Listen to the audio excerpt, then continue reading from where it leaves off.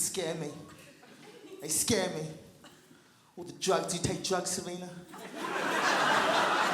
Look into my eyes, Serena. Look into my eyes, Serena. Do you take drugs, Serena? I'm watching you, Serena. I'm watching you. I don't do drugs. I don't drink or do drugs. I don't do drugs. Not for any moralistic reason. I don't do drugs because I've got an addictive personality. I like shit. And I like shit a lot. Like I get into things and I get into them hard. Like that we used to have this chocolate bar in London called a Fruit and Nut, which is a milk chocolate bar with like raisins and hazelnuts in it. And I got into them. And I ate them every day for 7 years. I've got an addictive personality. I got into gambling many years ago. Gambling, right? I used to go to Vegas a lot for fun. Not for gambling, I never used to gamble back then. I'd go and watch all the shows like Cirque du Soleil and all that. And I go, hey, Vegas is a cheap holiday if you don't gamble.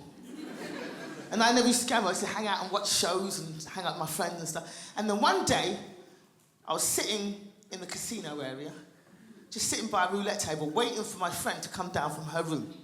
And I was like, oh, I'm thirsty. I'd love a drink. And the woman at the roulette table, the dealer, goes, do you know, in the casino, if you're playing, they hand out free drinks. And I was like, free drinks? What, just for playing a bit of this? And she's like, yeah. I was like, oh, but I don't understand all these games. This roulette, I don't get it. And she's like, oh, roulette's very easy. You just guess what number the ball might land in. It's easy. And I was like, that's all you have to do. And I get a free drink. Because I would love a Pepsi right now. She says, that's all you need to do. And I thought, I'll give that a go. 4 years and 50 grand later, that was the most expensive fucking Pepsi I've ever had in my life. And this is why I don't do drugs. Because I know that if I got into heroin or crack or cocaine, I know I'd end up sucking off a hobo in an alley. I know my limits, people. And it's the lack of control. I don't like the lack of control, because you do lose control when you're on drugs, and I don't like not being in control. Now, this is a true story. True story, Serena. Listen up, Serena. True story. I had a guy in my front row once. He was a paramedic.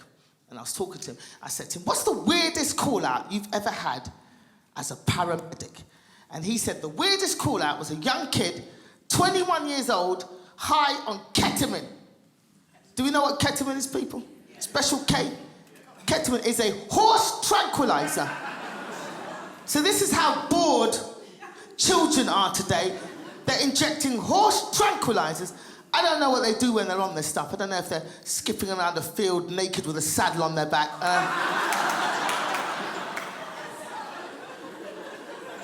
But this kid was high on ketamine, took a pair of scissors and cut off his own penis. With scissors, not a knife, chop, slop, gone, scissors. Do you know how dedicated you have to be to cut off your penis with a pair of scissors? Because I'm left-handed. I can't even cut cotton. He cut off his penis and then went, you know what? I don't want this anymore. And threw it away. Threw the penis away.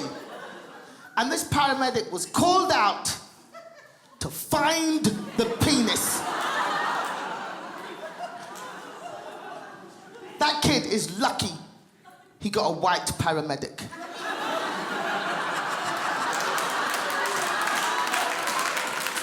I'll tell you why. Black men, very homophobic at times. A black man would have been kicking that dick down the street. I am not touching another man's penis. You best pick up the shit yourself, pick it up yourself. You want to fuck again, you best pick up your shit.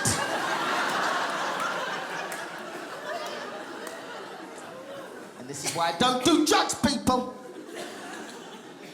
I could not imagine waking up after a good night out and going, yay, that was a good night, woo, that was fun, Special K ketamine, that is the stuff, woo! Hold on a minute. Why are my breasts in the dishwasher?